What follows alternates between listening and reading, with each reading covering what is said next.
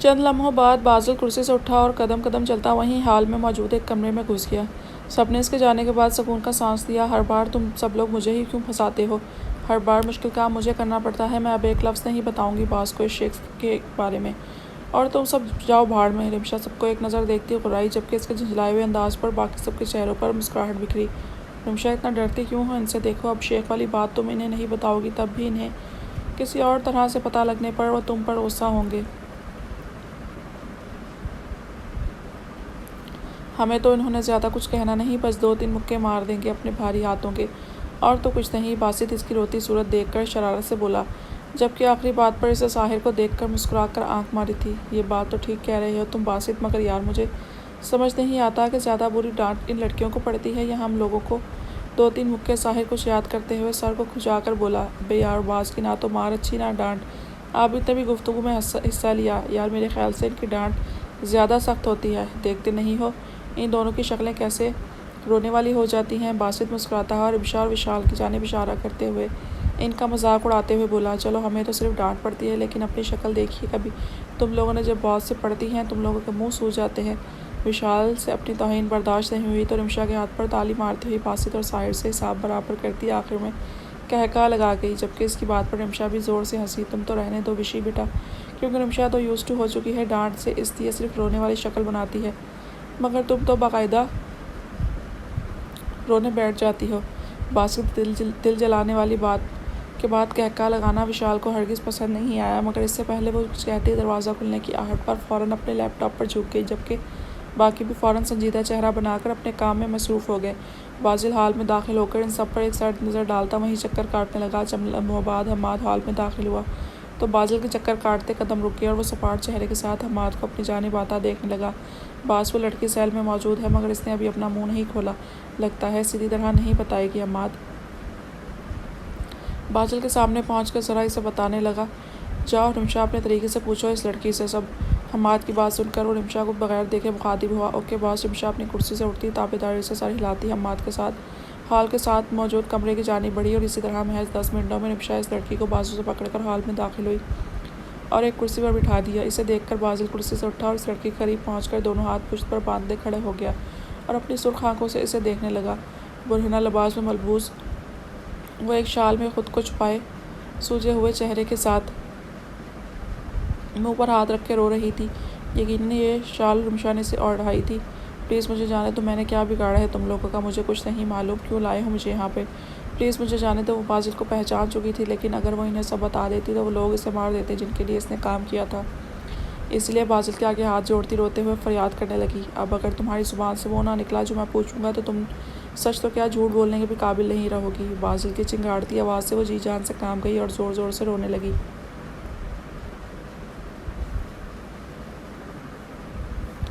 माफ़ कर दें प्लीज़, मैंने पैसों के लिए किया, मैं और कुछ नहीं जानती। वो रोते हुए बोल रही थी कि इसके अल्फाज मुश्किल सुनने वाले की समझ आ रहे थे।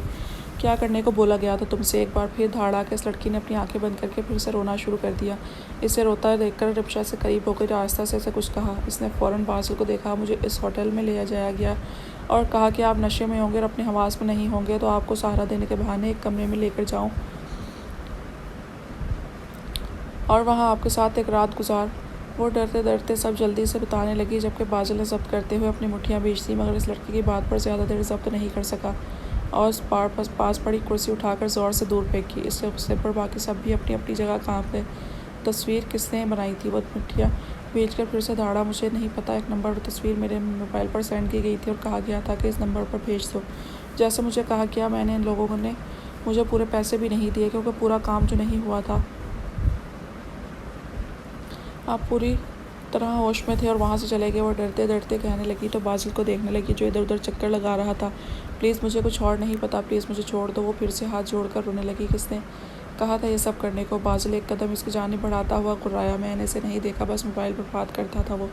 इसकी बेतहाशा सुर्ख आंखों में देखती रोते हुए बोली, पास ही मोबाइल इसका। हम्माद ने आगे बढ़कर बाज़िल को एक मोबाइल पकड़ाया, जिसे थामते ही बाज़िल ने मोबाइल इस लड़की की जानिब किया। निकाल कर दो मुझे इस शख्स का नंबर।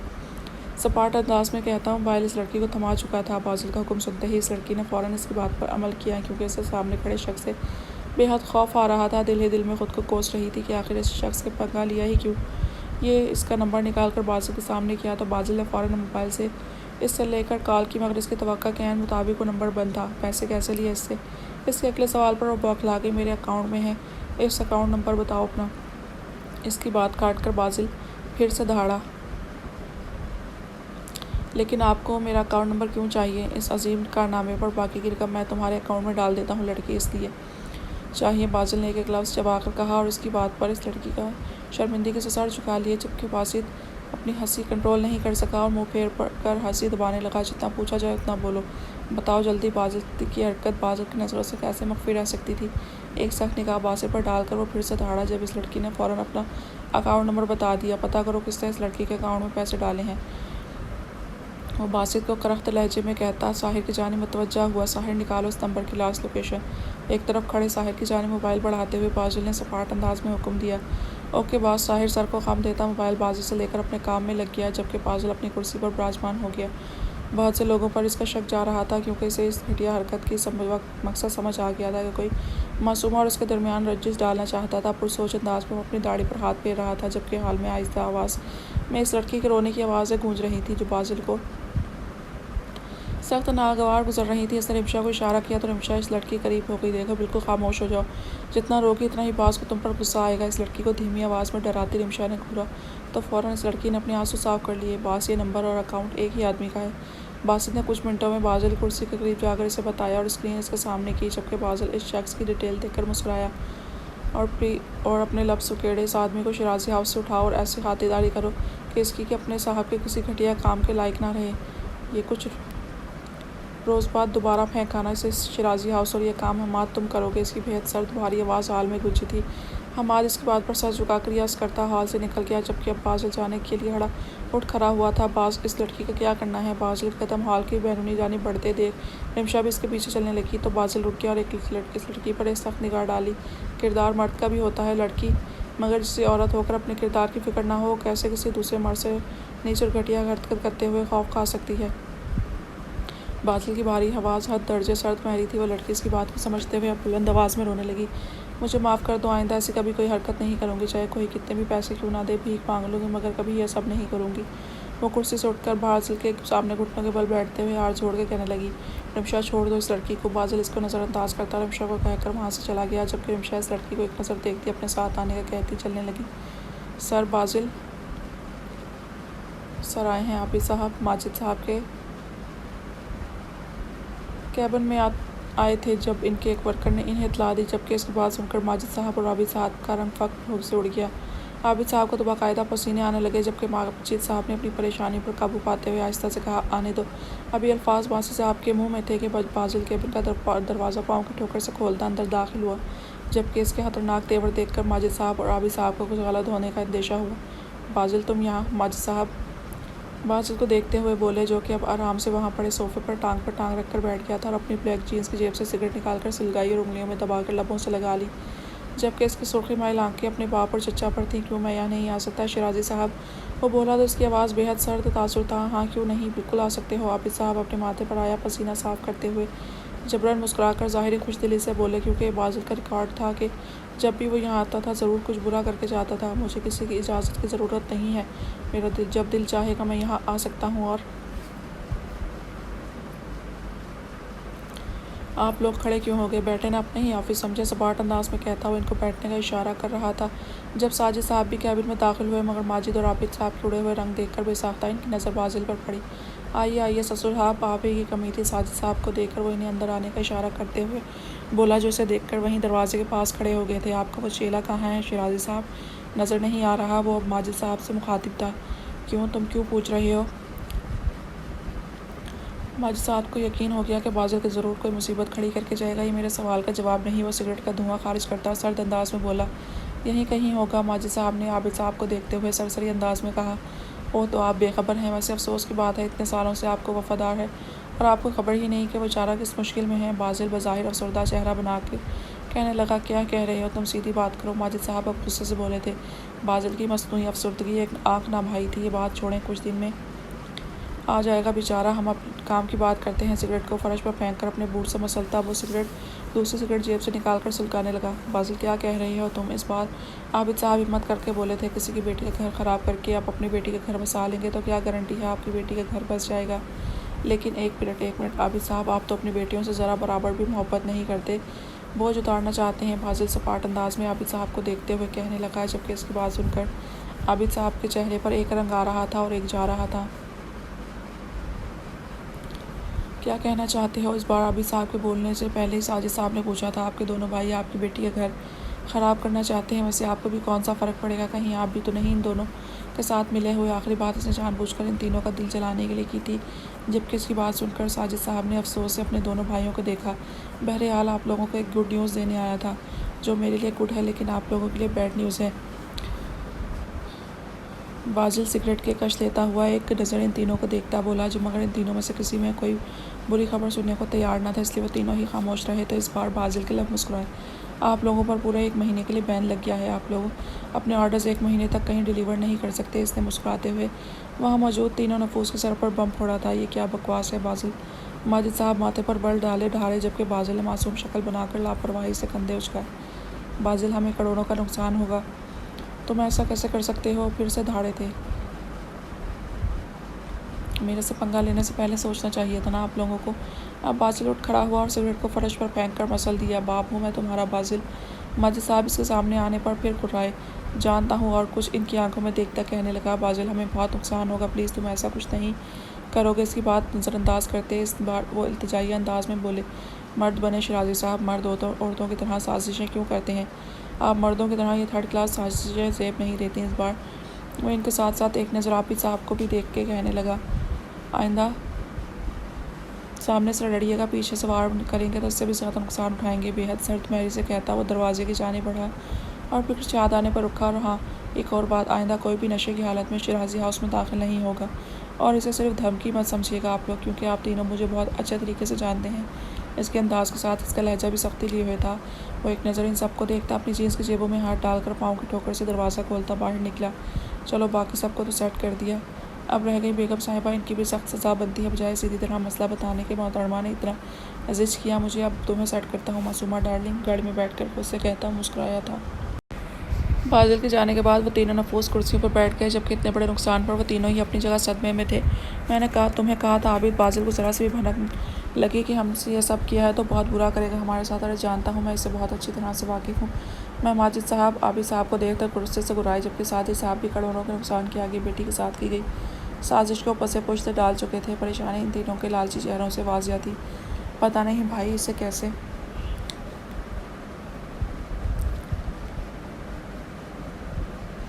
पता लगा है, मैंने तो बहुत एहतियात से काम करवाया था, ज़रूर मासूमा ने बताया होगा। और देखा नहीं सुबह आपने, वो तो ऐसे जाहिर कर रही थी जैसे इसने बाजिल के साथ किसी लड़की की कोई नाज़िबा तस्वीर देखी ही नहीं। आबिद साहब की आंखों के सामने सुबह नाश्ते की मेज़ का मंजर सामने आ रहा था, जहाँ मासूमा और बाजिल मुस्कुराते हुए एक दूसरे से सरगोशी में बातें कर रहे थे। ज़रूरत से ज़्यादा तेज़ लड़की है वो, देखा नहीं कैसे काबू कर लिया है बाजिल जैसे बंदे को। माजिद साहब तो तिलमिला गए थे इतने बड़े नुकसान पर। भाई ये बात छोड़ें, आप किसी तरह ये बैन ख़त्म करवाएं। हम इतना नुकसान बर्दाश्त नहीं कर सकते। साजिद साहब इनकी फजूल बातों पर जिद होते हुए अपनी बात कहते हुए कुछ उम्मीद से बोले, अरे अब कुछ नहीं हो सकता, पता नहीं क्या किया है बाजिल का, अगर वो कह कर गया है तो करके आया होगा। सबसे पहले हमें माजिद साहब नामी से बोले थे, औलाद का सुख ही नहीं है भाई हमें तो, हमारे दोनों बेटे ही हमारे हाथों से निकल चुके हैं। वो कायम है तो सीधे मुँह बात नहीं करता मेरे से, और बाजिल वो तो आपको बाप तक नहीं कहता। साजिद साहब ठंडी आप बढ़ते हुए बोले, अरे वो मनहूस औरतें खुद तो मर गई हैं, मगर अपने बेटों के दिलों में अपनी मोहब्बत और तड़प डाल गई हैं। बाप को बाप तो समझते ही नहीं दोनों। माजिद साहब के लहजे में हकारत वाज़िया थी। कम से कम आप दोनों के बेटे तो हैं ना, मुझे देखे 2 बेटियों की सूरत में बोझ है सर पर, जाने का भी बोझ उतरेगा मेरे सर से। आबिद साहब दोनों भाइयों को देखते हुए अपना दुख बयान कर रहे थे। इसलिए इस लड़की से शादी के खिलाफ था मैं। बाजिल कितनी बड़ी बात थी वो तस्वीर और मैसेज वाली, हमें लगा वो लड़की झगड़े की ज़ाहिर है। बाजिल अपने सामने किसी की कहाँ सुनता है, और बहुत बड़ी लड़ाई होगी दोनों की। मगर देखो तो ज़रा कुछ नहीं हुआ जैसा हमने सोचा था, और नासिर को भी पता नहीं कहाँ गायब करवा दिया है इसने। माजिद साहब मेज़ पर हाथ मारते हुए रहे थे, मुझे तो अब्बा जान की समझ नहीं आ रही, पोतों की मोहब्बत में इतने आगे निकल चुके हैं कि अपने उसूल भी भूल गए हैं। साजिद साहब को बाप की खामोशी बिल्कुल ना भा रही थी। सही कह रहे हैं तुम अब्बा जान, तो अब सठिया गए हैं, इनको बस अपने दोनों पोतों से मतलब है कि इनके बाद इनके पोते इनका नाम इनका मनसब संभालेंगे। हमें तो इस काबिल ही नहीं समझते। माजिद साहब सर झटक कर बोले और उठ खड़े हुए। आबिद और साजिद साहब ने भी इनकी पैरवी की। यकीनन अब इन तीनों का यहाँ बैठना बेकार था, इसलिए अपने अपने रास्ते चल पड़े। आज वो यूनिवर्सिटी से आई तो उसे मालूम हुआ कि हानिया के रिश्ते वाले आए हैं, तो दादजान के बुलावे पर सरसरी से सलाम करने गई थी, मगर इनकी बातें सुनकर इसका मिजाज ही बिगड़ गया था। इंतहा के खुद पसंद और दिखावा करने वाले लोग थे, और अच्छी भली हानिया को देखकर कभी कोई अजीब कमेंट कर देना इसे आँख ना भाया। वो फ़ौरन हानिया को लेकर कमरे से निकल गई, जबकि इसकी हरकत किसी को भी पसंद ना आई। और बाद में दादीजान ने इसे बुलाकर इसकी इस हरकत पर सर्जिश भी की थी, मगर इसे कुछ खास फ़र्क नहीं पड़ा था और सर झटक कर मज़े से पुप्पो के कमरे की जानिब चली गई थी। वो शाम में पुप्पो के पास थी जब इसे दादीजान का पैगाम मिला कि आज इसे कुछ मीठा बनाना है, इसीलिए वो जब किचन में दाखिल हुई तो वहाँ पहले से ही ताईमा और चची जान खाना बनाने में मसरूफ़ थी। इसका दिल किया वो आज बाजिल के लिए कुछ बनाए। इसे ताईमा ने ही बताया कि बाजिल को वैसे भी मीठा बहुत पसंद है, इसलिए कुछ बना लो। तभी इसने फ्रूट राइफ़ल बनाने का सोचा, मगर वो इस कश्मकश में थी कि पता नहीं बाजिल आएगा भी कि नहीं, इसकी मेहनत ज़ाया हो जाएगी। इसलिए इसने मैसेज करके पूछा था, मगर बाजिल साहब ने रिप्लाई करना गवारा ही नहीं किया। अरे वाह, आज तो मासूमा मैडम सही शिराजी हाउस की बहू लग रही हैं।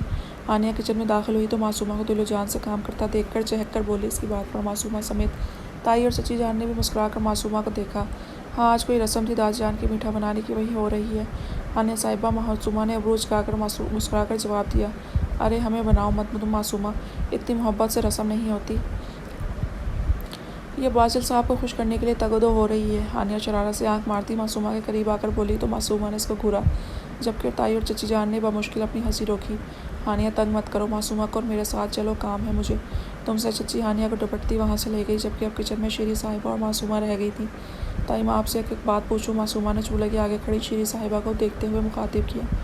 हाँ बेटा ज़रूर पूछो। शीरीन साहिबा ने मुस्कुराकर इसे इजाज़त दी। बाजिल ने कभी आपको माँ नहीं कहा, आपको बुरा लगता है? इससे अच्छा तो नहीं लगा था ये बात पूछता, मगर पूछे बगैर नहीं रह सकी। जबकि इस सवाल पर शीरी साहिबा ने इसे देखा। बेटा कुछ भी कहने से क्या होता है, वो मेरी इतनी इज्जत करता है, एहतराम करता है, इतना बहुत है मेरे लिए। शीरीन साहिबा के लहजे में बाजिल के लिए बेहद शफ़क़त और मोहब्बत थी। मासूमा इनका मुस्कुराता चेहरा देखती रह गई। कोई अपने सौतेले बेटे का जिक्र इतनी मोहब्बत से कैसे कर सकता है? एक बात और पूछूं ताईमा? इसने रुख इनके सिमत करते हुए फिर से इजाज़त मांगी, जबकि शीरीन साहिबा ने सवालिया अंदाज में अबरूज का।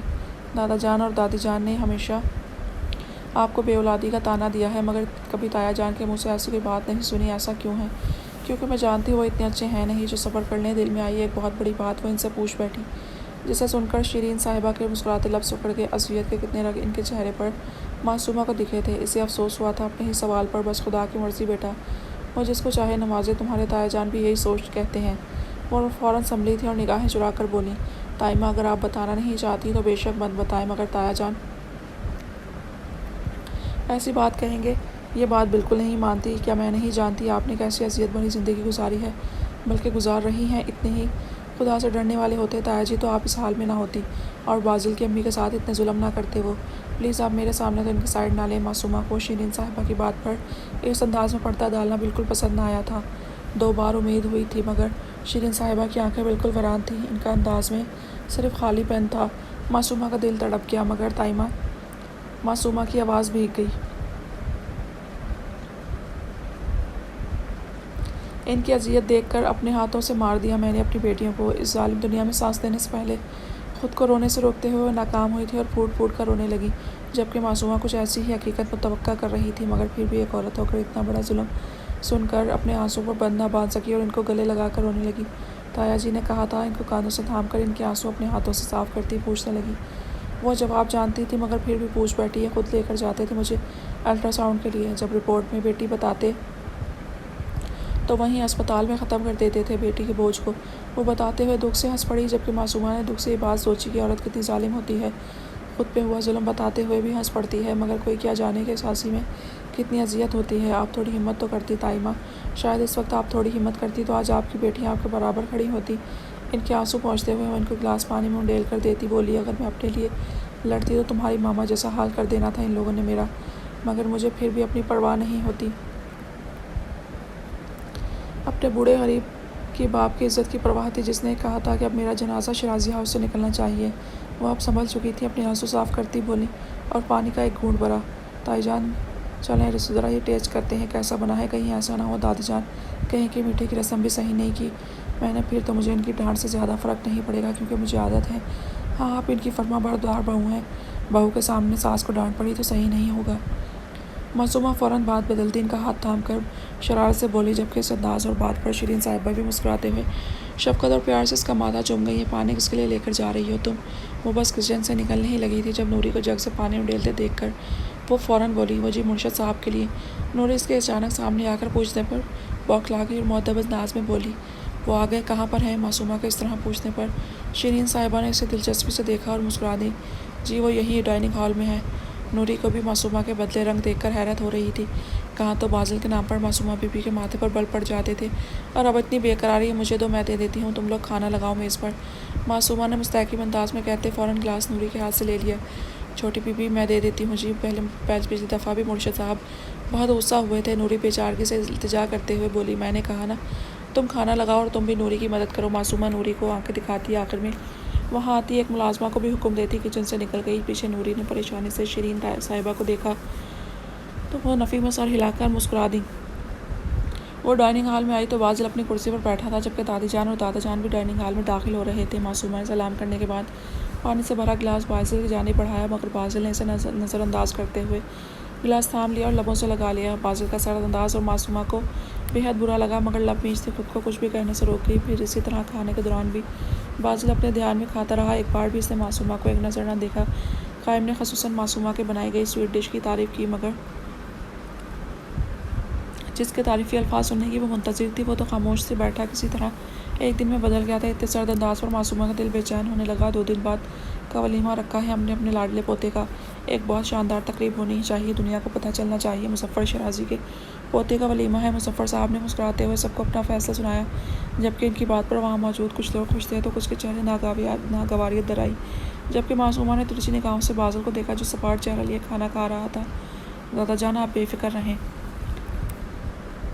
एक बहुत शानदार तकरीब होगी। कायम ने मुस्कुराकर मुज़फ़्फ़र साहब की बात का जवाब दिया, जबकि वो बाकी सबका सर्द रवैया नोट कर चुका था। भाई अब तुम भी बता दो अपनी पसंद, मैं अपने दोनों पोतों को शराबाद देखना चाहता हूँ। वो अपना रुख कायम की जानिब करते हुए मुस्कुराकर बोले, जबकि इनकी बात पर बाजिल ने कायम को देखा। अब दादा जान आपकी शादी नहीं करनी है मुझे, मैं पहले भी आपको कह चुका हूँ। मुज़फ़्फ़र साहब की बात पर कायम के मुस्कुराते लब सुखने और संजीदा अंदाज में जवाब दिया, जबकि इस बार बाजिल के चेहरे पर दिल जलाने वाली मुस्कुराहट आई थी जो कायम ने बाखूबी देख ली। भाई दादा जान बिल्कुल ठीक कह रहे हैं, अब आपको शादी करनी ही होगी। मासूमा भी दादा जान की बात पर मुत्तफ़िक होती कायम को देखकर अटल अंदाज में बोले, जबकि बाजिल ने कायम को देखकर एक बार फिर शातिराना मुस्कुराहट उछाली, जिस पर कायम का दिल किया सामने पड़ा जग। बाजिल को सर पर दे मारे, लड़की तुम अपनी ज़ुबान बंद रखो, अब क्या तुम इस घर के फैसलों में बोलोगी? माजिद साहब को मासूमा की मुदाखलत एक आंख ना भाई फ़ौरन नागवारी से इसे देखते ही तकामेज़ अंदाज में बोल दिया, ताया जी मेरी ज़िंदगी के बहुत अहम पहलू पर बात हो रही है और मेरी ज़िंदगी की इस अहम बात में सबसे पहला हक मेरी बहन को हासिल है, इसलिए किसी को मसला नहीं होना चाहिए। कायम फ़ौरन माजिद साहब को देखता बेहद सर्द महरी से बोला। इसे माजिद साहब की बात और अंदाज सख्त नागवार गुजरा था, जबकि मासूमा ने बाजिल की जानिब देखा था जो बिल्कुल संजीदा बैठा लाताल्लुक़ सा था।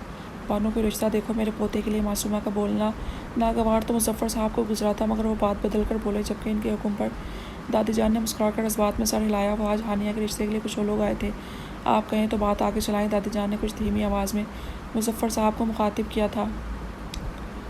क्या हो गया है दादी जान? वो अजीब लोग अजीब लालची और ख़ुद पसंद लोग थे वो तो। मासूमा ने फ़ौरन सर पर दुपट्टा ठीक करते हुए अपने माथे पर बल डाले कहा, तुम अपने भाई के मुतालिक बोल सकती हो लड़की, मगर मेरी बेटी के रिश्ते के मामले में बोलने की कतई ज़रूरत नहीं है। तुम्हें इस बार आबिद साहब हकारत से बोले, इससे पहले इन्हें इस पर गुस्सा था, मज़ीद वो बीच में बोलकर इन्हें और गुस्सा दिला गई। मासूमा बड़े बात कर रहे हैं, तुम खामोश रहो। साजिद साहब ने कुछ ऊँची आवाज़ में मासूमा से गुस्से से कहा, ख़बरदार अगर किसी ने मेरी बीवी से इस लहज में बात की। बाजिल की भारी आवाज़ डाइनिंग हॉल में गूंजी थी। मासूमा इस घर की फ़र्द है, इस घर के हर मामले में अपनी राय देने का पूरा हक है, किसी को तकलीफ़ नहीं होनी चाहिए। तुम बोलो क्या कह रही थी? बाजिल एक सर्द निगाह सब पर डालकर आखिरी बात नरमी से मासूमा की सिमत देख कर बोला, जबकि इसके इस तरह बोलने पर मासूमा ने चौंक कर इसे देखा और औरतें बिलावजह नुक्स निकाल रही थी कि हानिया की हाइट छोटी है और इस तरह की और बातें। मासूमा ने दादी जान की घुरियों को नज़रअंदाज करते हुए बाजिल को देखकर बताया, हाँ तो बस मना कर दे दादी जान, इन लोगों को कोई ज़रूरत नहीं है। ऐसे लोगों के घर दोबारा बुलाने की हानियाँ जीती जागती इंसान है, कोई प्रोडक्ट नहीं है जो कोई भी आए और ऐसे नुक्स निकाल कर हमारे घर की बेटी की तौहीन करे। आगे अल्लाह बेहतर करेंगे। सही कहा ना मैंने दादा जान। बाजिल दादी जान को देखता बेहद संजीदगी से गोया हुआ और आखिर में मुजफ्फर साहब से तस्दीक चाही तो उन्होंने संजीदगी से इस बात में सर हिला दिया तो आगे किसी की हिम्मत ना हुई इस बारे में मज़ीद कुछ कहने की, जबकि आबिद साहब तो तिलमिला उठे मगर अफसोस वो कुछ कह नहीं सकते थे। बाजिल अभी कमरे में नहीं आया था और वो इसका इंतज़ार कर रही थी कि वो आए तो वो इससे पूछे कि आखिर मसला क्या है, नज़रअंदाज क्यों कर रहा है। मगर काफ़ी देर हो गई जब वो कमरे में चक्कर लगाती थक गई तो सोफे पर बैठकर इंतज़ार करने लगी। जब बाजिल दरवाज़ा खोलता अंदर दाखिल हुआ और दोबारा लॉक करता इसे बगैर देखे वॉशरूम में घुस गया तो मासूमा इसके इतने जल्द बदल जाने पर उछल गई। दिल में अजीब वसवसे से आ रहे थे। सुबह तक तो बिल्कुल ठीक था, आखिर ऐसा क्या हो गया जो बाजिल का रवैया ऐसा हो गया था। वो परेशानी से एक बार फिर उठकर कमरे में चक्कर लगाने लगी। जब बाजिल फ्रेश होकर बाहर निकला और बेड की जानिब बढ़ा, बाजिल मासूमा इसे बेड पर बैठकर मोबाइल यूज़ करते हुए देख इसके करीब आकर खड़ी हुई और धड़कते दिल के साथ इसे पुकारा। हाँ, बाजिल ने मोबाइल पर से निगाहें जब जमाए हुनकारा भरा तो मासूमा का दिल किया इसे मोबाइल लेकर दीवार पर दे मारे। बाजिल इसने एक बार फिर इसे अपनी जानिब मुतवज्जा करना चाहा। हाँ बोलो, कुछ कहना है। बाजिल की निगाहें अभी भी मोबाइल पर थी और अंदाज सरसरी सा था। आप नाराज़ क्यों हैं मुझसे? मासूमा ने इसके संजीदा चेहरे पर निगाहें जमाए पूछा, जबकि इसकी बात पर बाजिल ने मोबाइल से निगाहें उठाई और उसको सर से पाँव तक घूरा और इसकी इस हरकत पर वह बौखला गई। तुम जैसे इतनी समझदार, सादतमंद, फर्माबरदार और खुश अखलाक बीवी से आखिर मैं नाराज़ होने की गुस्ताखी कर सकता हूँ? बाजिल ने एक लफ्ज़ चबाकर अदा किया, जबकि इसका अंदाज तबाह देने वाला था। मासूमा को लगा जैसे वो इस पर तंज कर रहा है कि इनमें से एक खूबी भी इसमें मौजूद नहीं।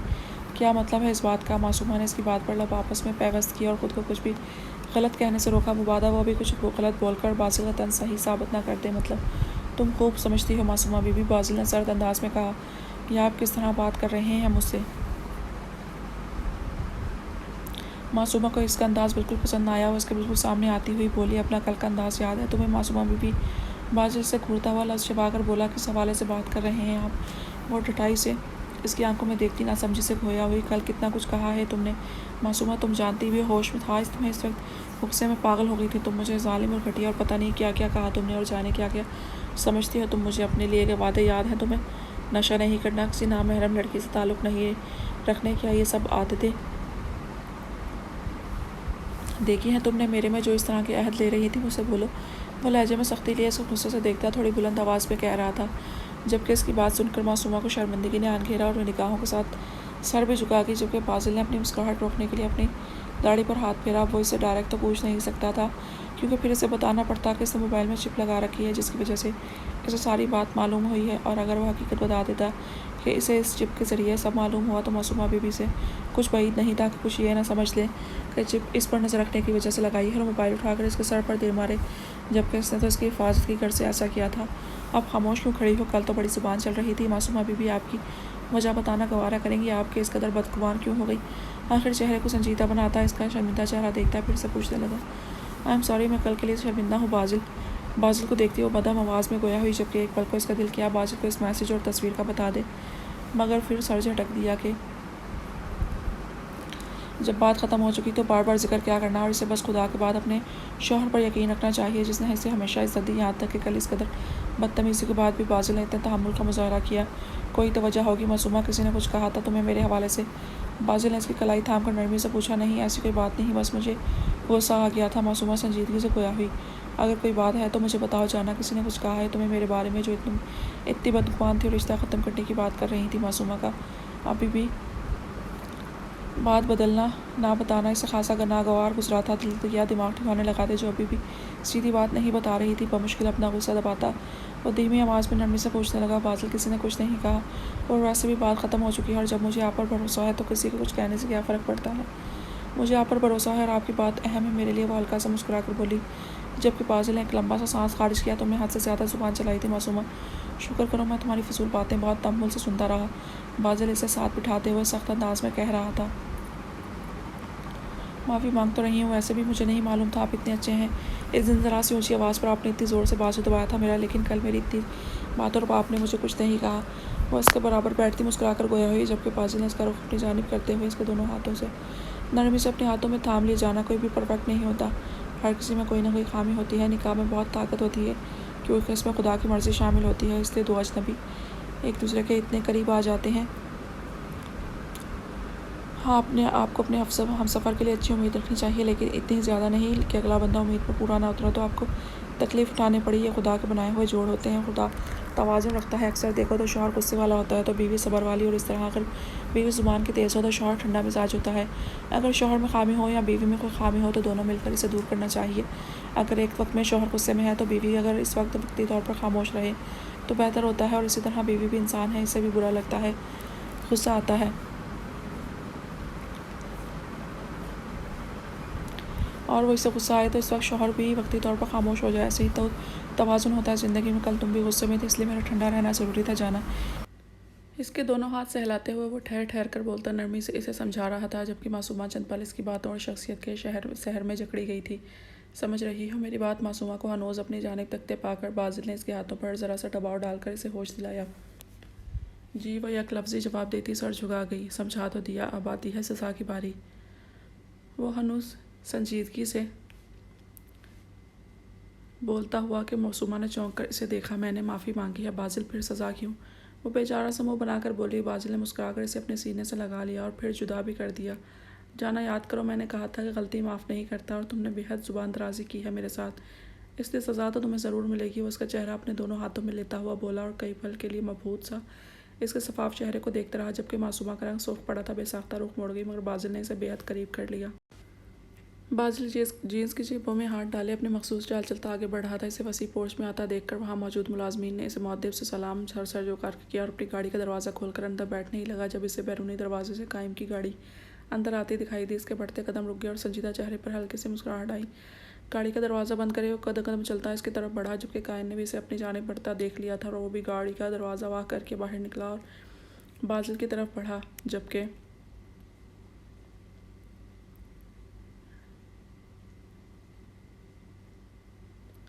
अपने दोस्त दूसरे साहब को आता देख मुलाजमीन ने इससे भी अदब से सर झुकाए सलाम किया। चंद कदम बढ़ने पर ही वह दोनों एक दूसरे के रूबरू खड़े थे।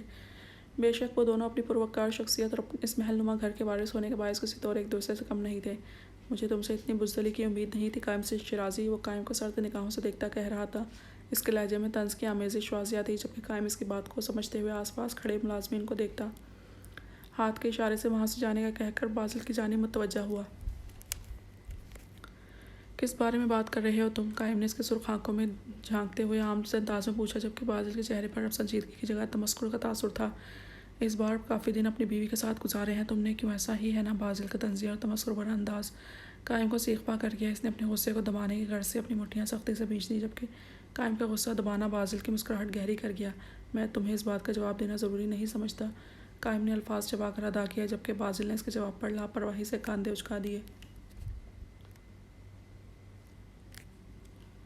अपनी बहन को तो दोगे ना हर बात का जवाब? इसने फ़ौरन से दूसरा सवाल दागा। एक पल को कायम के बेतासुर चेहरे पर परेशानी का तासुर आया, जिसे वह फ़ौरन छुपा गया, मगर बाजिल की जहरी निगाहों से इसने एक पल की परेशानी छुप ना सकी। वो मेरा मसला है, तुम अपने काम से काम रखो तो बेहतर होगा। कायम का लहजा बेलिहाज था। बाजिल की दिल जलाने वाली मुस्कुराहट इसे जहर लग रही थी। कहीं तुमने इस लड़की से इंतकाम की खातिर तो शादी नहीं की, इसलिए दुनिया से छुपा कर रखा है तुमने इस लड़की को? चेहरे पर मसनूई परेशानी लाए वो पूछ रहा था, जबकि वो इसकी इस बात का जवाब जानता था, मगर कायम को देखकर वो महजूज हो रहा था। ये बकवास है? अगर मुझे इंतकाम ही लेना होता तो सबसे पहले अपने बाप से लेता, जिसने मेरी माँ को एकदम ही तैश में आया था, माथे पर बल डाले गुर्राया। जबकि इसकी अधूरी बात पर बाजिल का चेहरा भी बेहद संजीदा हो गया था। फिर इतनी ताख़ीर क्यों कर रहे हो तुम? इस बार इसने माथे पर बल डाले संजीदगी से पूछा।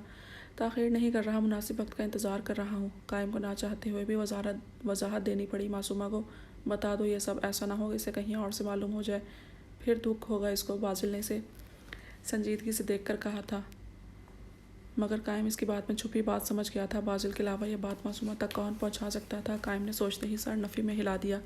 बता दूंगा, इसने बात ख़त्म करनी चाहिए और आगे बढ़ने लगा। अगर तुम कहो तो तुम्हारी मुश्किल ही आसान कर दूँ। बाजिल से आगे बढ़ते देखकर फ़ौरन दोस्ताना अंदाज में गोया हुआ, जबकि इसकी आवाज़ पर कायम के बढ़ते कदम रुके और मुड़ा। कायम इसकी शातिरबाजियाँ अच्छी तरह समझता था।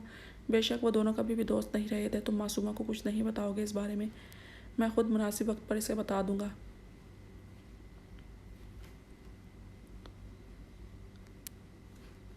कायम के लहजे में वाज़िया तनबीह थी, जबकि बाजिल ने जब भवें झुकाई और एक सर्द निगाह कायम पर डालकर अपनी LBW की जानिब बढ़ा, जबकि कायम पर सोच अंदाज में वहीं खड़ा इसकी गाड़ी शिराज हाउ के बैरूनी गेट से निकलते देख रहा था। बाजिल की बातों के बाद हकीकतन इसे अब परेशानी हो रही थी। इसे बाजिल से कोई अच्छी उम्मीद नहीं थी। जाने मासूमा को किस अंदाज में सारी बात बताएगा। इससे पहले इसे खुद अपनी बहन को सब बता देना चाहिए, मगर इसे एक डर था कि ये बात जानकर मासूमा कैसा रद्द-ए-अमल ज़ाहिर करेगी जिस शख्स से वो दोनों बहन भाई अपने बाप से भी ज़्यादा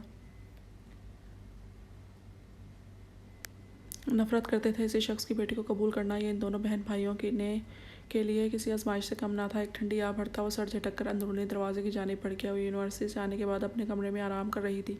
आज वो काफ़ी थक चुकी थी। गुजरे शब की वलीमे की तकरीब ने उसे खासा थका दिया था और फिर बाजिल की जसारतें वो बामुश्किल सुबह थोड़ा सो पाई थी। और बाजिल ने उसे यूनिवर्सिटी जाने से मना किया था, मगर वो छुट्टी करना नहीं चाहती थी। मगर जब वापस आई तो बाजिल घर पर नहीं था। वो भी आते ही सो गई और अब दरवाज़ा पर होती मुसलसल दस्तक से इसे उठना पड़ा। बोझल आंखें अपने हाथों की उंगलियों से मसलती उठी और आप दुपट्टा सर पर ओढ़कर दरवाज़ा खोला। सलाम छोटी बीबी, ये खाना ले आओ। नूरी मुअद्दब से दरवाजे के बाहर खड़ी बोली। नहीं, नीचे आ रही हूँ मैं। मासूमा ने घड़ी पर वक्त देखा। इसकी आंखें पूरी खुल गईं। घड़ी की सुइयां रात के 8:30 बजा रही थी। सुनो नूरी, मेरा मतलब है तुम्हारे मुर्शिद साहब कहाँ हैं? वो इस वक्त से बाजिल का नाम लेने से गुरेज कर रही थी जब से बाजिल ने इसे सज़ा दी थी। चूँकि बाजिल ने ये सज़ा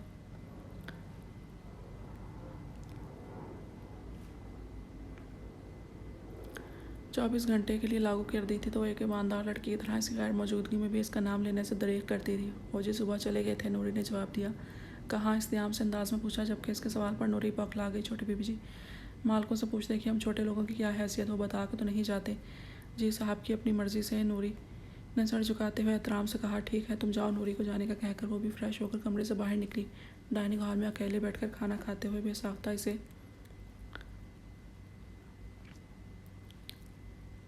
बाजिल का ख्याल आया था। इसमें कोई शक नहीं था। बाजिल शिराजी को किसी को भी अपने शहर में जकड़ना बहुत अच्छे तरीके से आता था। दानिस्ता मासूमा के सोचे महज बाजिल शिराजी पर आकर ठहरती थी। वो भी खाना खाकर फारिग हुई थी जब इसे मुलाजमा ने कायम का पैगाम दिया। वो सर पर दुपट्टा दुरुस्त करती कायम के कमरे की जानिब बढ़ी। दरवाजे पर दस्तक देने पर से कायम की भारी आवाज़ आई थी। इजाज़त मिलते ही वो अंदर दाखिल हुई थी और खिड़की के पास खड़ी कुर्सी पर कायम को बैठे देखकर इसने मुस्कुराकर सलाम किया। जवाबन कायम ने भी इसे मुस्कुराकर जवाब दिया और अपने साथ पड़ी कुर्सी पर बैठने का इशारा किया।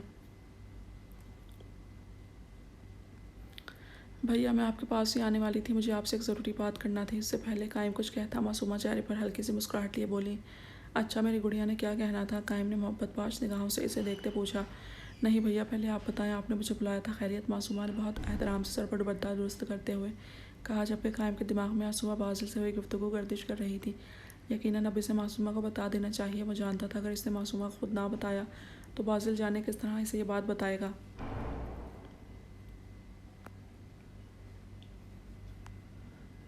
और अगर वो अपने भाई से ही बदगुमान हो गई तो यही कायम ने आज मासूमा को सब बताने का फ़ैसला किया। मुबादा कहीं इसकी बहन इसे गलत ना समझ ले। चलें, पहले मैं बात करती हूँ। कायम को सोच में डूबा देखकर वो फिर से गोया हुई। चलो ठीक है, पहले मेरी गुड़िया बोलेगी। कायम ने चौंक कर इसे देखा जब वो संजीदा दिखाई दे रही थी। वो लाड से बोला, भाई आप प्लीज़ अब शादी कर लें। वो लहजे में इल्तिजा लिए बोली कि चंद पल कायम कुछ बोल ही ना सका। हानिया कैसी लड़की है? कायम को हनूस खामोश पाकर वो धीमे अंदाज में बोली, जबकि कायम इसकी गैर मुतवक्का बात पर ठटक गया। ये क्यों पूछ रही हो? इस बार इसने उल्टा इससे पूछा। अरे वैसे ही भैया, आप बताएं तो सही कि हानिया कैसी लड़की है? मासूमा ने मासूम सा चेहरा बनाकर पूछा तो इसके चेहरे के तासुरात देखकर कायम के चेहरे पर मुस्कुराहट बिखरी। अच्छी है। कायम ने दो लफ्ज़ी जवाब देने पर इक्तफा किया। बस फिर भाई, आपके लिहाज से मुझे वो बेहतरीन लगी। मासूमा ने तो कायम के सर पर धमाका किया। इसने चौंक कर नासमझी से मासूमा को देखा। क्या मतलब? इसने अपनी समझ की तस्दीक चाही। मतलब कि अब तो आपको कोई लड़की ढूंढने वाली नहीं है, तो मुझे ही कुछ सोचना पड़ेगा। तो मैंने ढूंढ ली हानि, और आपकी शादी हो जाए तो कितना अच्छा होगा ना भाई। मुझे भी दोस्त जैसी भाभी मिल जाएगी। मासूमा खिलखिलाकर पुरजोश अंदाज में बोली थी।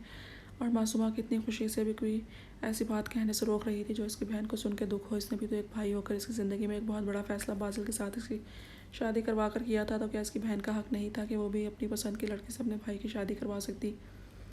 लेकिन क्या वो अपनी बहन की खुशी की वजह से इस लड़की के साथ ज़्यादती कर सकता था? जो बेशक इसकी बीवी थी मासूमा गुड़िया, वो बहुत छोटी है मुझसे। कायम ने कमज़ोर सा जवाब मासूम मजबूत लहजे में पेश किया। तो इससे क्या होता है भैया? मैंने भी अपनी शादी के वक्त आपसे यही कहा था। तब आपने कहा था शौहर बड़ा ही होना चाहिए, और फिर आपकी और हानिया में उम्र का इतना फ़र्क नहीं जितना मेरे इनमें है। कायम को अटल अंदाज में इसकी बात का जवाब देती। आखिर में वो दिल ही दिल में बाजिल को सुनाने लगी। मगर बेटा, मैंने इसे तुम्हारी तरह हमेशा समझा है। बहनों की तरह फिर शादी हकीकतन परेशान हो गया था। अगर सामने कोई और होता तो साफ इनकार कर देता। इतने एतराज़ भी पेश ना करता, मगर किस्मत से सामने इसकी लाडली बहन थी। तो क्या हुआ भाई, फिर हानिया में क्या कमी है? एक अच्छी लड़की हर क्वालिटी है इसमें, खूबसूरत है, पढ़ लिख भी रही है, सबसे बड़ी बात आप संजीदा मिजाज हैं और थोड़ा शरारती हैं, हंसमुख है। कितनी अच्छी जोड़ी बनेगी आप दोनों की। फिर मेरे से 2 महीने छोटी भी है। भाभी बनाकर रोब भी जमाने नहीं दूंगी मैं ऐसे, खिलखिलाती हुई शौक अंदाज में बोल रही थी, जबकि कायम संजीदगी से इसके मुस्कुराते खिलते चेहरे को देख रहा था।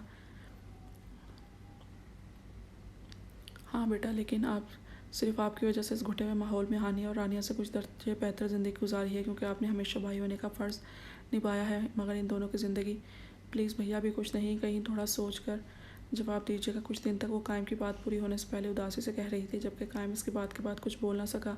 अच्छा चलें, अब आप बताएं क्या कहना है आपने। वो बात बदल कर अब संजीदगी से इससे पूछने लगी, मगर इसे दिल से खुशी हो रही थी कि आज इसने कायम से हानिया के लिए बात कर ली। ये वाकई इसकी ख्वाहिश थी कि हमेशा से हानिया से बहुत दोस्ती रही थी, और अब हानिया के रिश्ते की बात से अचानक इसके दिमाग में आया क्यों ना हानिया को अपनी भाभी बना लिया जाए। नहीं, बस ये पूछना था कि यूनिवर्सिटी में कोई मसला तो नहीं होता मेरी गुड़िया को। मासूमा के चेहरे पर इतनी खुशी देखकर इसने फ़िलहाल इसे कुछ भी बताने का इरादा मुलतवी कर दिया और बात बदल कर पूछने लगा, जी भाई सब ठीक है, कोई मसला नहीं। वो कायम के संजीदा चेहरे को देखती ही बोली, गुड। फिर वो दोनों इधर उधर की बातें करते रहे और कुछ देर बाद मासूमा उठकर अपने कमरे में आ गई। बहुत सारे दिन गुजर गए थे, मगर वो घर नहीं आया था। बस मैसेज करके हाल अहवाल पूछ देता या कभी कॉल करके पूछ देता था। इसलिए मासूमा इससे खाइफ रहती थी, जबकि अपनी नाराज़गी का इजहार फ़कत इसके मैसेज के जवाब या कॉल पर हूँ हाँ करके देती थी। वो खुद भी समझता था कि मासूमा इससे नाराज़ है, मगर वो कामों में इतना उलझ जाता था कि शराजी हाउस जाने का वक्त ही नहीं निकाल पाता था। जबकि इन दिनों मासूमा के साथ एक हैरानकुन बात हुई कि यूनिवर्सिटी में इसकी किसी से दोस्ती ही नहीं हुई थी। एक लड़की से अच्छी बातचीत हुई, मगर अगले दिन वो लड़की से दूर दूर रहने लगी। इसे खासी हैरत हुई थी कि आखिर ऐसा क्या हो गया। मगर फिर इसकी अपनी एक क्लासमेट से, जो देखने में अच्छी सूरत के साथ बहुत खामोश और डरी डरी रहती थी, मासूमा भी इसी के साथ रहती थी। चंद दिनों में ही वो इसकी यूनिवर्सिटी में वाहिद दोस्त बन गई। मगर जो लड़का इस यूनिवर्सिटी के पहले दिन मिला था, अभी भी वो अक्सर इसे दिखाई देता रहता था, मगर इसके बाद वो कभी इसके रास्ते में नहीं आया। मगर जिस वजह से वो चाह कर भी मासूमा इसको नज़रअंदाज नहीं कर पाई थी, वो इसकी भूरे बाल और सुर्ख आंखें थी, जिसे देखकर इसे बाजिल का ख्याल आता था। ना चाहते हुए भी वो बाजिल और इस लड़के का मुवाजना करने लगी। इसकी आंखों को बाजिल की आंखों की तरह बेहद सुर्खी माइल नहीं थी, मगर वहशत बिल्कुल वैसी ही थी जो सामने वाले को सहमने पर मजबूर करते। और इसके भूरे बाल भी छोटे छोटे कटे हुए थे, जबकि बाजिल के भूरे बाल घने थे। और इसी तरह बाजिल की दाढ़ी थोड़ी भरी भरी थी, मगर इस लड़के की हल्की हल्की सी थी। बिलाशुबा वो बाजिल से कई दर्जा मुशाबत रखता था। ये बात वो बाजिल से शेयर करना चाहती थी, मगर फिर सोचती कि जब वो आएगा तो उसे बताएगी कि मैंने यूनिवर्सिटी में तुम्हारा हमशक्ल देखा। और वो आज यूनिवर्सिटी से आने के बाद थक कर कमरे में आराम कर रही थी, जब इसके मोबाइल पर मैसेज की रिंगटोन बजी। बाजिल का मैसेज देखकर इसके चेहरे पर खूबसूरत मुस्कुराहट बिखरी थी। जाना इनबॉक्स ओपन करने पर मैसेज पढ़कर इसके चेहरे पर हया के रंग बिखरे थे, जैसे बाजिल ने इसे सामने से मोहब्बत से पुकारा हो। मगर इसने अपनी नाराज़गी भी तो जाहिर करनी थी। अब ये क्या तुक बनती है कि इतने दिनों से घर से गायब था। जाना इसके फ़कत हाँ के मैसेज पर बाजिल के संजीदा चेहरे पर भी मुस्कुराहट बिखरी। बाजिल के अगले मैसेज पर इसने हाँ को लंबा करके सेंड किया। जाना बाजिल इसकी खफगी महसूस कर रहा था। एक बार फिर वही मैसेज था कि मासूमा झिझला गई। जी इसे मालूम था अगर सीधी तरह जवाब ना दिया तो बाजिल से कुछ बैद नहीं, बार बार यही मैसेज करता रहेगा, कैसी हो। मासूमा का झंझलाहट वो इससे इतनी दूर बैठा हुआ भी महसूस कर सकता था, जबकि बाकायदा वह कहका लगा कर हंसा और अब इसका हाल अहवाल दरियाफ्त करने लगा। ठीक बाजिल की हंसी पर वो खुद भी मुस्कुराई थी, मगर जवाबन इसका हाल ना पहुँच सकी। मतलब साफ था वो नाराज़ थी। इसे मुझे मिस कर रही। वो जवाब जानता था कि मासूमा इसे मिस कर रही है। खुद भी तो पल पल इसे याद करता था, मगर मासूमा से इकरार सुनना चाहता था। जानता था कि मासूमा झूठ नहीं बोलेगी। इसके हम पर वो जानदार कहका लगा उठा, नाराज़ हो। मैसेज टाइप करके वो इंतज़ार करने लगा इसके जवाब का। आप जैसे शरीफ, मुअज़्ज़िज़, मुहज़्ज़िब और हमदर्द शौहर से नाराज़ होने की गुस्ताखी कैसे कर सकती हूँ मैं। मासूमा का मैसेज पढ़कर वो उसका वाज़ेह तंज़ महसूस कर चुका था। वो इसी के अल्फाज में रद्दो-बदल करके इसी को भेज रही थी। इसका मतलब नाराज़ हो। मासूमा का जवाब पढ़कर हाल में बैठा वो कहका लगा गया। अगर इस वक्त कोई वहाँ मौजूद होता तो बास को इस तरह कह के लगा कर कश खा जाता। कब आएंगे आप? वो इसकी बात को नज़रअंदाज करती बेख्तियार पूछ बैठी। जब तुम कहो जाना। बाजिल ने सखी होने का मुजाहरा किया। आज आ जाए, जाने कैसे। इससे मैसेज टाइप हो गया और सेंड भी हो गया। अब इसे अपनी बेकरारी पर सबकी का एहसास हो रहा था। वो बेख्तियार हाथों में मोबाइल थामे जुबान दांतों तले लब दबा गई। धड़कते दिल के साथ बाजिल के जवाब का इंतज़ार करने लगी, मगर काफ़ी देर के बाद इसका कोई जवाब ना आया तो गुस्से में मोबाइल वहीं मेज़ पर पटक कर दुपट्टा संभालती कमरे से निकल पड़ी। वो जीने उतर रही थी जब लाउंज से ताया जी के दहाड़ने की आवाज़ें सुनाई दी, जिसे सुनकर इसकी बेदाग पेशानी पर शिकन पड़ी और दुपट्टा सर पर दुरुस्त करती मजबूत कदम उठाती हाल में दाखिल हुई तो वहाँ ताया जी किसी बात पर ताईमा को बातें सुना रहे थे। साजिद साहब और आबिद साहब सोफे पर विराजमान सामने सारे मामले से बेनियाज जाए से लुत्फ रहे थे, जबकि साजिद साहब मुसलसल शीरीन साहिबा को किसी बात पर सब अल्फाज सुना रहे थे और सर झुकाए खड़ी शीरीन साहिबा अपनी सफाई में कुछ कहने के लिए लब खोले ही थे कि साजिद साहब ने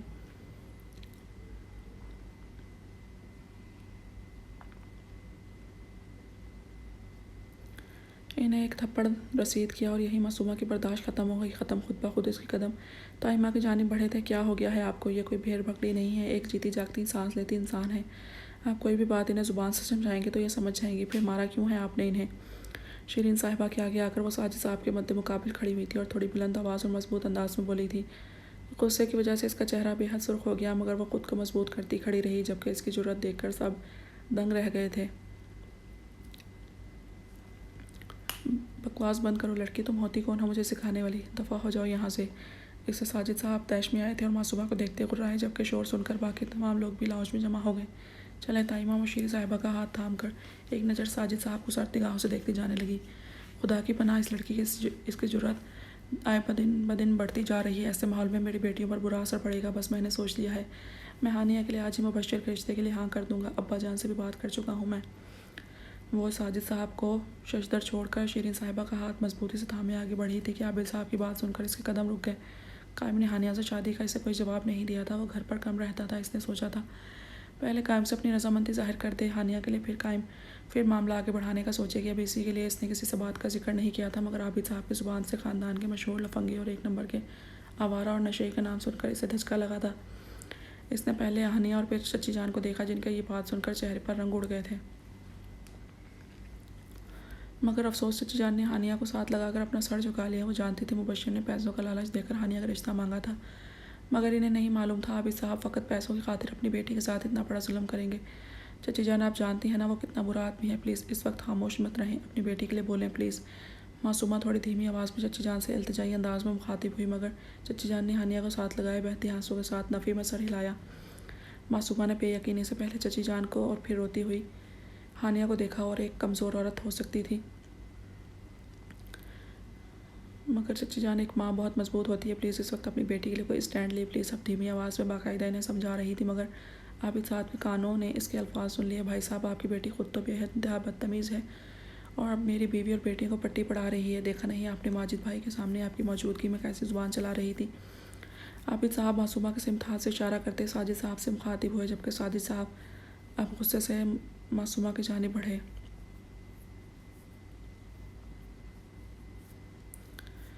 और बाजू से पकड़कर अपने सामने किया। और इस दौरान मासूमा का हाथ शीरीन साहिबा के हाथ से छूट गया और वो शशदर से अपने बाप को देखने लगी।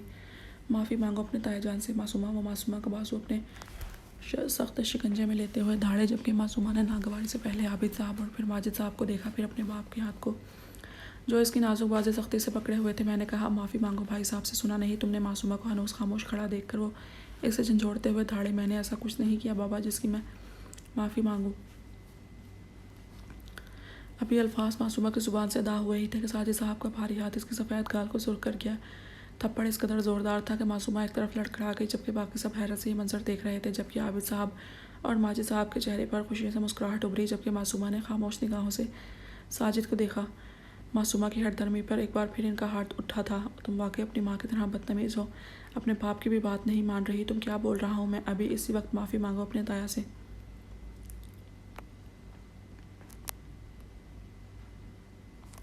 मासूमा के चेहरे को दबोचते एक बार फिर दाड़े थे, जबकि मासूमा अपनी आंखों में आए आंसू अपनी पलकें बार बार झपका कर रोक रही थी। अपनी माँ के जिक्र पर इसके दिल में ठेस उठी थी। खुदा इन लोगों की रस्सी दराज करता है जिनके दिलों पर मेहरें लग चुकी होती हैं, इसलिए मुझे खुदा से कभी शिकवा नहीं हुआ। बेशक इंसान भूल जाता है, मगर खुदा अपने बंदे के साथ हुई ज़रा बराबर भी ज़्यादती नहीं भूलता। मेरी माँ समेत इस घर की हर औरत पर जितने भी जुल्म हुए हैं, इसका हिसाब ज़रूर होगा। अनकरीब हर कोई अपने अंजाम को ज़रूर पहुँचेगा। सिर्फ इस वक्त का इंतज़ार करने की ज़रूरत है।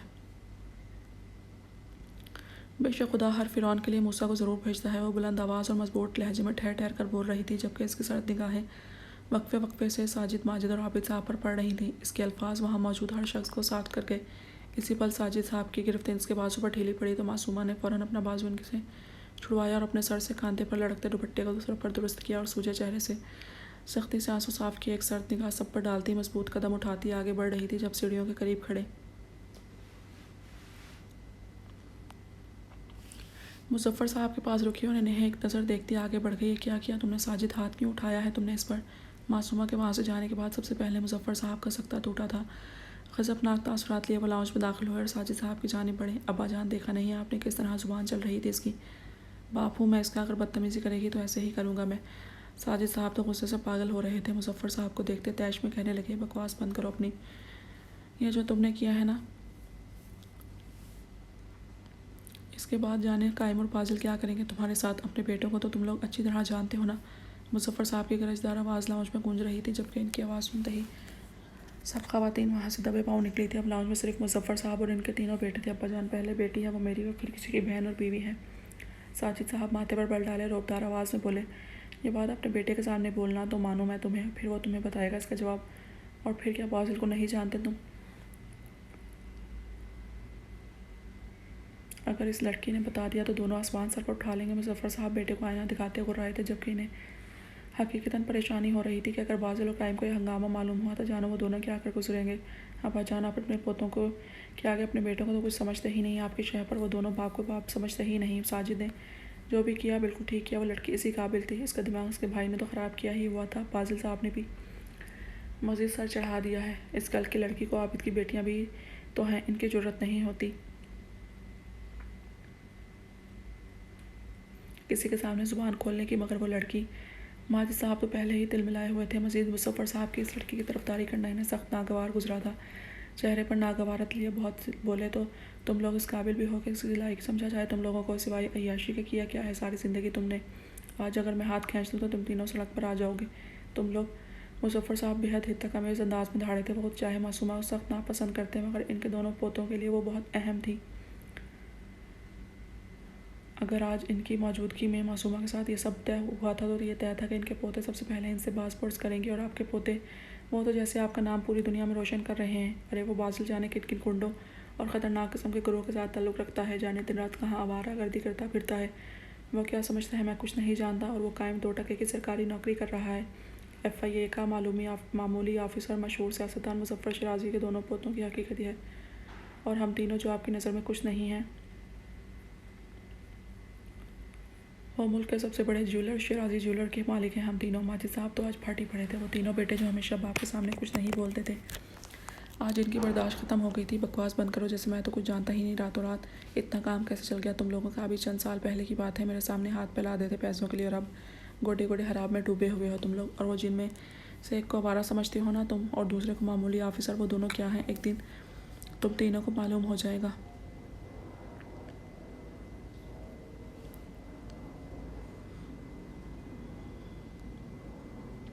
तो सब अकड़ ख़त्म हो जाएगी तुम तीनों की। मुजफ्फर साहब अपने तीनों बेटों को सुर्ख अंगारे आंखों से देखते अपनी भारी रोबदार आवाज़ में धाड़े।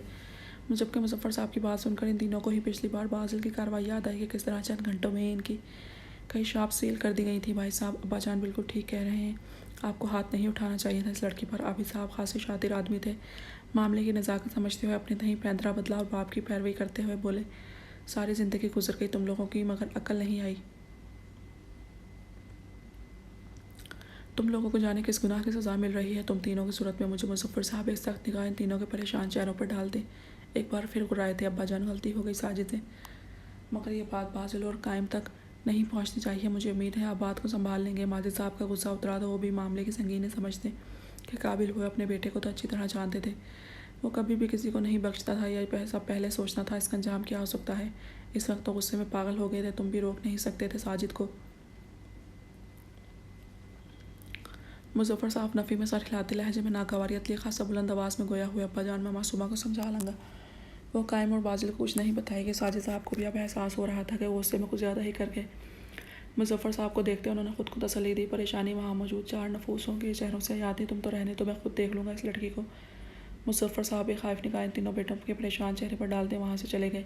पिछली बार इसने हमारा करोड़ों का नुकसान करवाया था, जाने इस बार वो क्या करेगा। बाप के जाते ही साजिद साहब परेशानी से अपनी पेशानी हाथों से मसलते बोले, ये पहले सोचते तुम, अगर मज़ीद नुकसान हुआ कारोबार में तो अब्बाजान का कहा सच हो जाएगा, सड़क पर आ जाएंगे हम तीनों, और इस बार तो अब्बाजान भी साथ नहीं देंगे हमारा। माजिद साहब लाउंज में परेशानी से चक्कर काटते हुए साजिद साहब को गुस्से से देखते गुर्राए, भाई इस वक्त गुस्सा आ गया था मुझे। साजिद साहब भरपूर संजीदगी से गोया हुए थे। वो तीनों अब हकीकतन बेहद परेशान थे। वो कितनी मजबूती से सबके सामने जवाब देकर आ गई थी, मगर कमरे में आकर दरवाज़ा बंद करके बेड के साथ टेक लगाकर जैसे ही फर्श पर बैठी तो गुड़ कर बेआवाज़ रोने लगी। क्या ऐसे होते हैं बाप, क्या बाप करने दरख्त की माने नहीं होते औलाद के लिए। दुनिया के सर्दो गर्म से बचाते हैं बाप, तो इसका बाप के साथ जिसने कभी शफकत भरा हाथ इसके सर पर नहीं रखा था, इसकी माँ छीन ली, इससे तड़पा कर मार दिया इसकी माँ को। किसी को माफ़ नहीं करूँगी मैं, सब बुरे हैं और सबसे बुरा वो है जिसने मेरे दिल में अपनी मोहब्बत का बीज बोया है। हाँ वो सबसे बुरा है, वो नहीं आया आज भी सबके सामने इसके बाप ने इसे किस जुर्म की सज़ा दी वो नहीं जानती थी, लेकिन इस घर में यही तो होता था। तो मुझे इतना दुख क्यों हो रहा है मामा, आप मुझे याद आती हैं, क्यों छोड़कर चली गई मुझे। आपको पता है बाबा ने कभी प्यार नहीं किया मुझे, और भैया भी नहीं थे आज, और वो भी नहीं आया। वो क्यों नहीं आया, इसने तो कहा था जब भी कहूँगी वो तब ज़रूर आएगा, फिर क्यों नहीं आया आज। वो मुझसे मोहब्बत नहीं करता। हाँ वो मुझसे मोहब्बत नहीं करता मुझसे, इसने सिर्फ मेरी अना तोड़ने के लिए शादी की है, और सिर्फ अपनी ख्वाहिशात की तकमील के लिए, और वो कामयाब हो गया है इसमें। अगर वो मुझसे मोहब्बत करता तो कभी इजहार तो करता, मगर इसने तो आज तक कभी नहीं कहा कि मुझसे मोहब्बत करता है।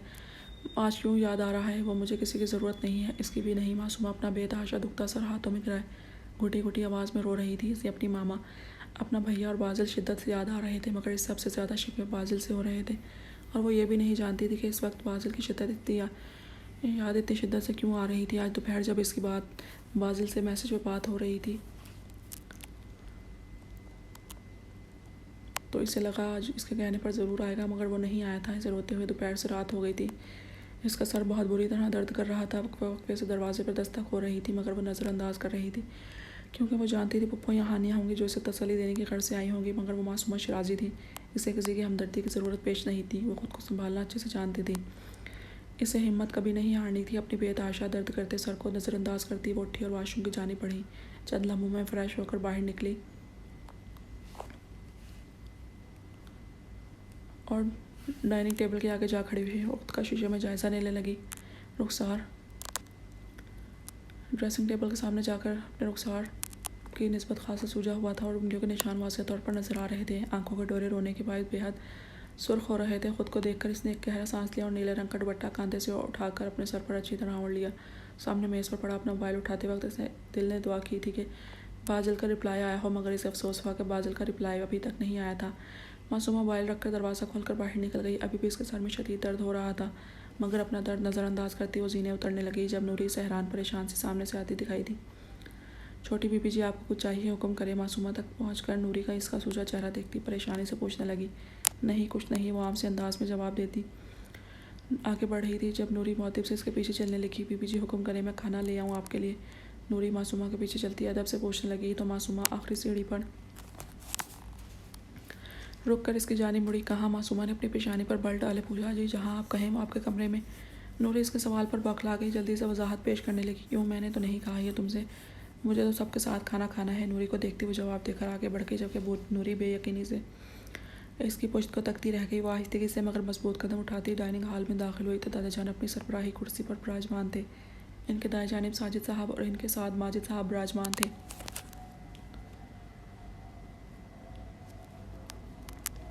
जबकि दादा जान की बाएं वाली कुर्सी पर आबिद साहब विराजमान थे, जबकि बाकी खवातीन वहीं खड़ी थी। ये देखकर मासूमा ने गहरा सांस दिया और ख़ुद को कंपोज किया। अस्सलाम वालेकुम। डाइनिंग हॉल में दाखिल होकर इसने सबको देखते हल्का सा मुस्कुरा कर थोड़ी बुलंद आवाज़ में सलाम किया, जबकि मासूमा की आवाज़ पर मुजफ्फर साहब समेत सबने इसे चौंक कर देखा। यकीनन दोपहर को हुए वाक़े के बाद इसकी यहाँ मौजूदगी खैर मुतवक्का थी।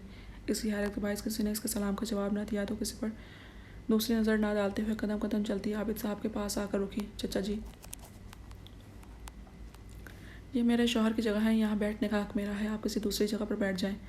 आबिद साहब की आंखों में देखती वो दिल जलाने वाली मुस्कुराहट चेहरे पर सजाई इतनी बुलंद आवाज़ में बोली कि हाल में मौजूद मुलाजमीन ने भी इसको चौंक कर देखा, जबकि बाकी घरवाले की तरह मुजफ्फर साहब भी मासूमा को हैरत और बेयकीनी की मिली जुली कैफियत से देख रहे थे।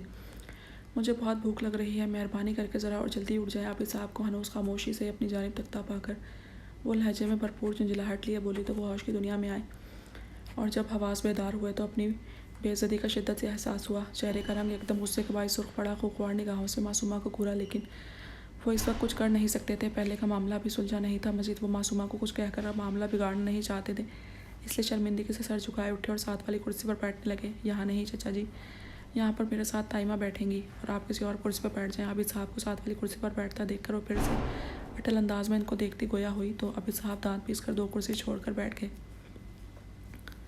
जबकि मासूमा ने वहाँ खड़ी साख्त खड़ी शिरीन साहिबा को हाथ से पकड़कर कुर्सी पर बिठाया और ख़ुद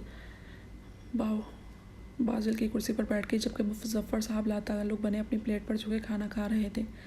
अरे बाबा, क्या हो गया है आपको? दादी जान माँ है आपकी और आप खड़ी हैं, आपकी माँ खड़ी हैं, आप आराम से बैठे खाना खा रहे हैं। चलें जगह दे दादी जान को, आज भैया की जगह पर बैठेंगी वो। मासूमा कुर्सी पर बैठते ही सामने बैठे अपने बाप को देखती आपसे अंदाज से बोली तो साजिद साहब ने फटी आंखों से अपनी बेटी को देखा और फिर मुजफ्फर साहब को, जिन्होंने आंख के इशारे से उठने का कहा। उन्हें भी जगह खाली करनी पड़ी, जबकि मासूमा ने मुस्कुराकर दादी जान को देखा और कुर्सी पर बैठने का इशारा किया। दादी जान के बैठने के बाद इसने चची जान और फुफ्फो को भी बैठने का इशारा किया, जो साख्त खड़ी सारी कार्रवाई देख रही थी, और मासूमा पर सुकून होकर खाना खाने लगी। जबकि मुजफ्फर साहब ने कई बार मासूमा को मुखातिब करने की कोशिश की, मगर जाने क्या हुआ कि इनके जैसे रोबदार शख्स में हिम्मत ही ना हुई कि वो मासूमा से आज दोपहर हुए वाक़े का जिक्र कायम और बाजिल से करने से मना करते, यहाँ तक कि वो जिस तरह सर बुलंद करके मजबूत कदमों से आई थी इसी तरह खाना खाकर वापस चली गई, मगर वो इससे बात ना कर सके। जबकि साजिद, आबिद और माजिद साहब ने सवालिया निगाहों से बाप को देखा, जिनमें यह सवाल वाजिया था कि मासूमा से बात क्यों नहीं की। मासूमा के उठकर जाने के बाद मुजफ्फर साहब भी उठ खड़े हुए और अपने कमरे की जानिब बढ़ गए, और फिर पैदर पे माजिद साहब, साजिद साहब, आबिद साहब भी वहाँ से चल दिया। अब हाल में सिर्फ घर की ख़वातीन मौजूद थीं। अम्मा, ये सब ठीक नहीं हुआ, नौशीन साहिबा की बढ़ाई हुई आवाज़ ने डाइनिंग हॉल की खामोशी में इर्तियाज पैदा किया था। वो बैठी दादी जान को देखती बोली थी, जब दादी जान ने चौंक कर ना समझी से इन्हें देखा। क्या ठीक नहीं हुआ? दादी जान ने माथे पर बल डाले अपनी बेटी को देखते हुए पूछा। मासूमा की बात कर रही हूँ मैं, नौशीन साहिबा ने बेबसी से कहा। हाँ, दादी जान ने एक ठंडी आह भरी, अगर वो बच्ची जुबान से अपनी तकलीफ़ बयान नहीं करती और सबके सामने आंसू नहीं बहाती तो इसका मतलब ये तो ना हुआ इससे कभी दुख नहीं होता। देखा आपने कैसा चेहरा सूजा हुआ था इसका, और आंखें कितनी सुर्ख हो रही थी। नौशीन साहिबा अपने दुपट्टे से अपनी आंखों से आंसू पोंछती हुई बोल रही थी, जबकि इनकी बात पड़ता है जनरल चची जान की आंखें भी भीग गई थी। मुझे भी वो ठीक नहीं लग रही थी। तुम ऐसा करना, थोड़ी देर बाद इसके पास चली जाओ और चेहरे पर गर्म कपड़े से सिकाई कर देना, दूध देकर सुला देना इसे। दादी जान की आंखों के सामने मासूमा को उदास चेहरा आया था। कुछ दिन पहले वाली शादाबी और खुशी इसके चेहरे पर चंद घंटों में ही फीकी पड़ गई थी। अम्मा जान में गई थी, मगर इस वक्त इसने दरवाज़ा नहीं खोला था। मेरे ख्याल से इसे अभी अकेला छोड़ देना चाहिए, वो सुबह तक ठीक हो जाएगी। वो मासूमा को अच्छी तरह जानती थी कि वो इस वक्त अकेला रहना चाहती है। वो किसी भी हमदर्दी लेने की कायल कभी नहीं रही थी। इसे खुद को संभालना आता था, इसलिए दादी जान की बात की नफ़ी करते हुए बोली, ठीक है सोनर, अब कुछ रहम डाले इस घर के मर्दों पर। दादी जान ने चेहरा बुलंद करके खुदा से इल्तिजा की। इतने सालों में तो आया नहीं रहम, अब क्या आएगा? अम्मा जी, आज मासूमा को देखकर इसकी माँ की याद आ गई। वो भी ऐसे ही डट कर खड़ी हो जाती थी। जुल्म के खिलाफ शिरीन साहिबा भीगी हुई आवाज़ में बोली थी, मगर क्या आपको याद नहीं भाभी जान, आखिर में क्या होता था इनके साथ?